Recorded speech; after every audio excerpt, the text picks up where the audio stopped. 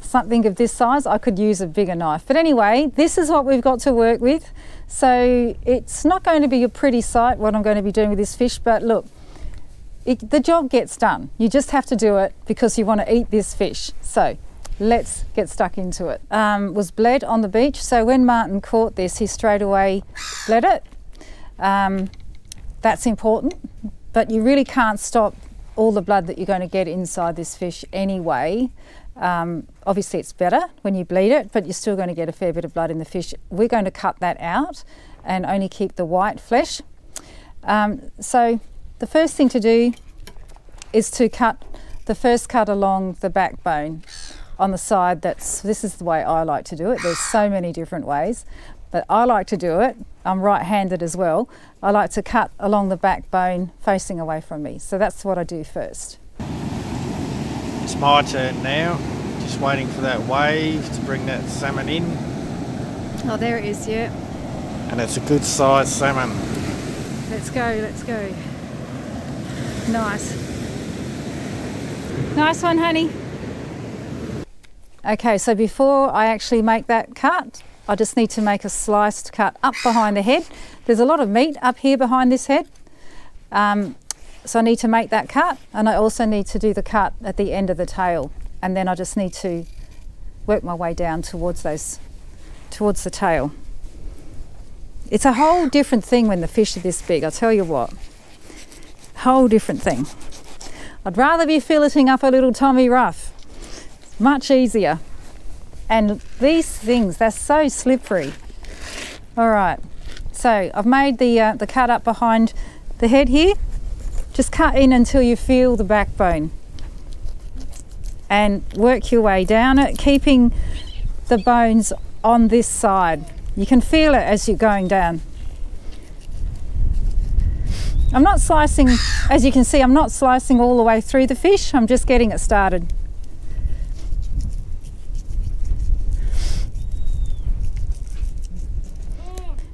There's all these seagulls and pelicans just waiting to see what I might throw them.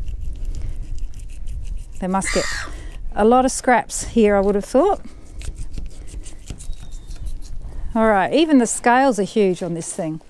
Okay, so now that I've made the initial cut right along the backbone there, so I can feel that all the bones are on this side that's towards me, I'm just going to slice it all the way through here, because it's not all the way through yet, down to the bottom.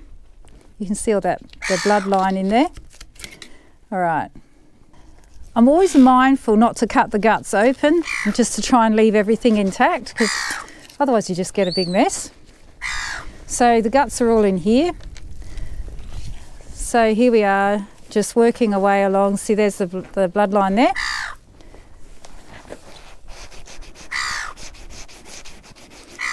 Right.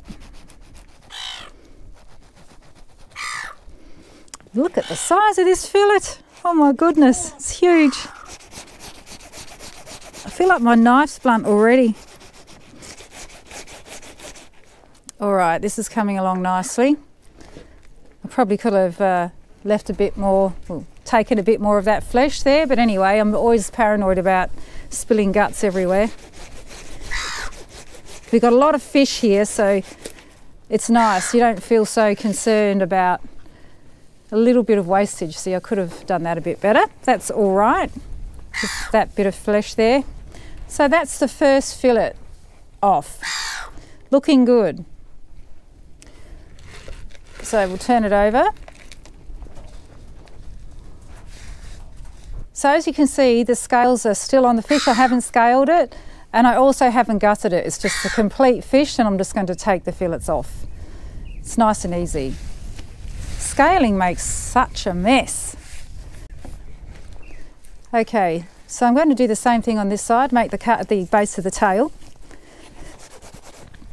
and here behind the head. Now there's two ways you can go, well, there's probably many more than two ways to do this task, but I either push up along the fillet, leaving it on its side like this and taking the fillet off this way, or I stand it up again and trace it down in the same way as I did the other side. I actually find with these really big fish that it's easier to do it standing up. But when they're smaller fish, I always tend to do it lying down like that and just pushing along the spine. So this is to me the more difficult part because you've already, the fish has got less structure to it now than it did before. So now I'm just tracing along the other side of the spine.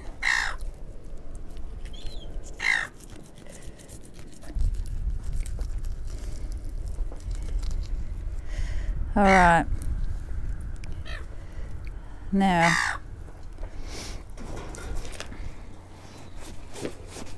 might just sharpen this up.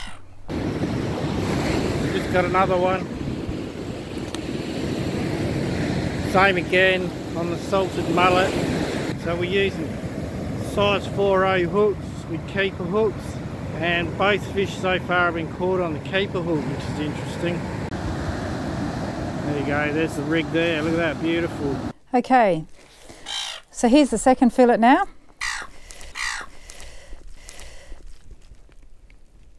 The skin's so tough.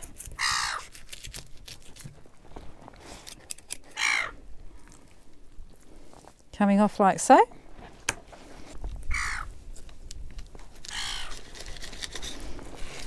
Wow, it's so heavy, Martin.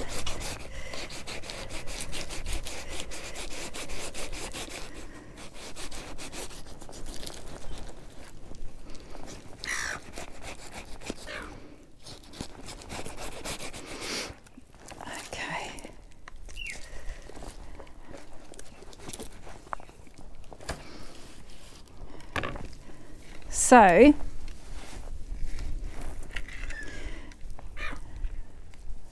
it's not too bad a job. So I've got most of the flesh. This is the guts all in here, so I probably could have taken some more from around here, but I'm fine with that because all the guts are in there and they have a lot of guts, these fish. So that's it, I've got the main big fillets off now.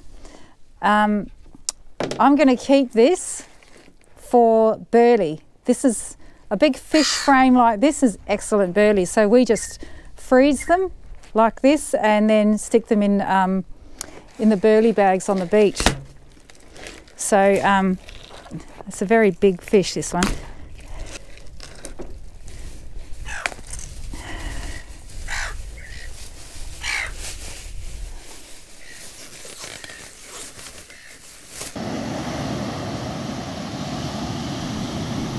Linda's on again and she thinks it's a double header.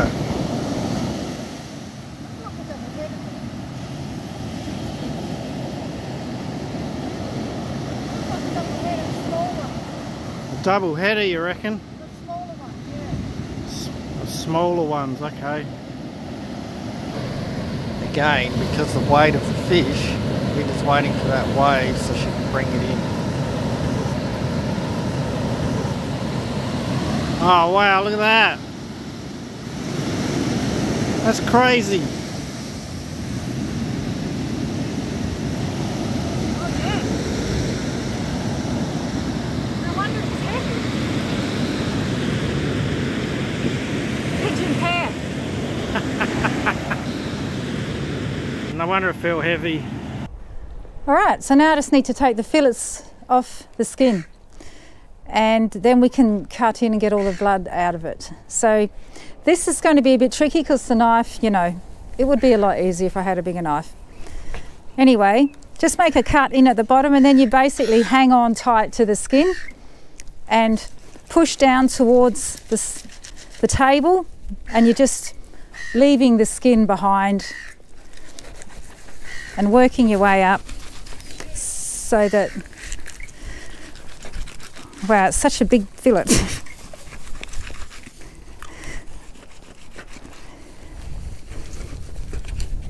All right.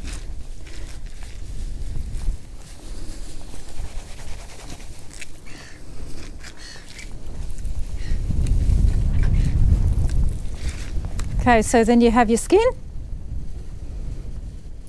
with all its scales on. I'm popping that in the Burley bag as well. Okay, so you can see that there's white meat and there's red meat. And you know, you can eat the red meat, no problem. But we actually, when we have a fish this big, we actually like to cut the red meat out. And to also cut out this central bloodline as well. Because even if you've bled a fish, you still get that bloodline there. And with a large fish like this, we tend to make recipes such as fish patties. Salmon balls is one of our favourite. We might make a curry or a casserole.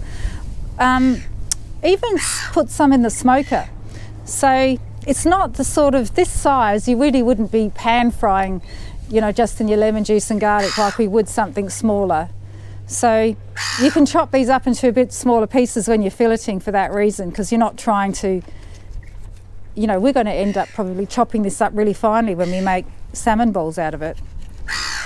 So I just cut down the line, down the bloodline, like that. And you can see there's a lot of blood in this fish. And I'm going to cut it in half because, yeah, it's just easier to work with. So I basically just work down the line, removing the red flesh. We've eaten it before in the casseroles. I must say, I haven't really noticed that it's an unpleasant taste, but anyway, it looks much nicer when it's all white. Just cut this last little bit out. Don't have to be too pernickety about it. Knife's practically blunt already.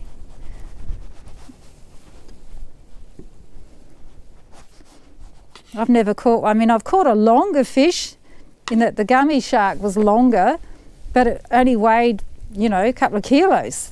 Nothing. This is 4 kilos. This is a big fish.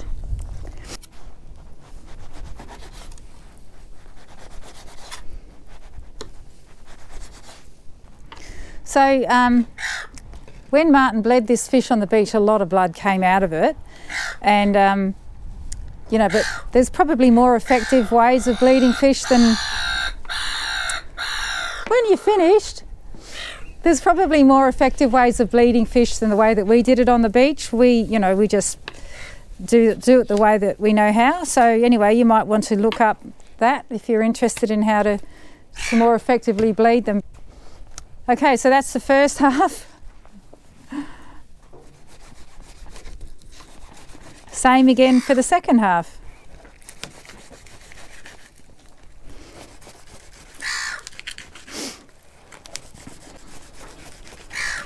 You just got to hang on to the skin really tight, pull it tight.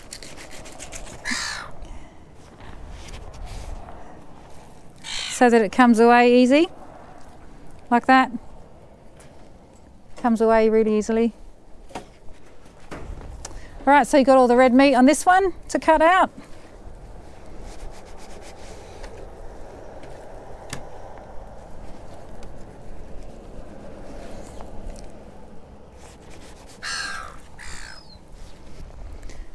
So like these small pieces from the end of the fillet, I just keep these for the dogs, cook them up for the dogs. It's perfect dog food for them. And I'm sure cats if you've got cats as well. So that's the big fish filleted. And yeah, beautiful big thick fillets that you might want to smoke, or we'll just end up chopping these up anyway. But most of the red meat's gone now. Delicious. So this is the red meat, and there's like the skin and that fish frame all goes in the Burley bag.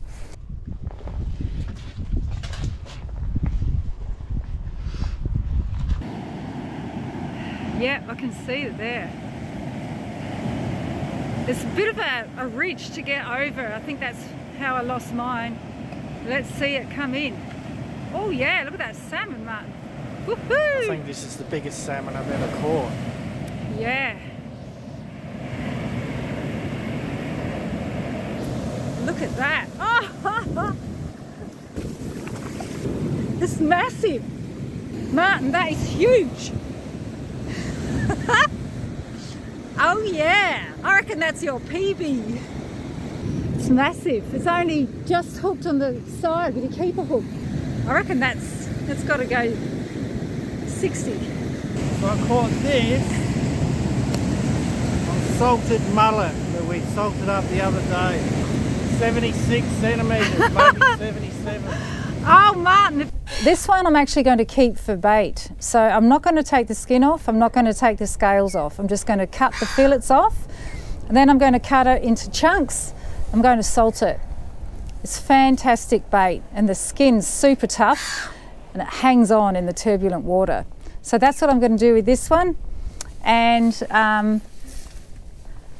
we've got another salmon as well, which we're actually going to be cooking up, probably some for us and then some leftovers for the dogs. Happy days. I'm really not the world's best fish filleter, but I just get in there and give it a go.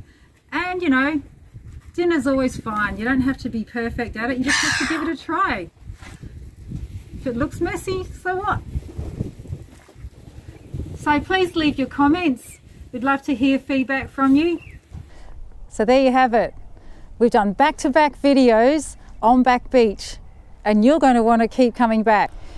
If you'd like to see more about the actual location of Back Beach and what the beach looks like, watch our first video, which is just called Back Beach. That's it. This is Fishing Sister saying goodbye.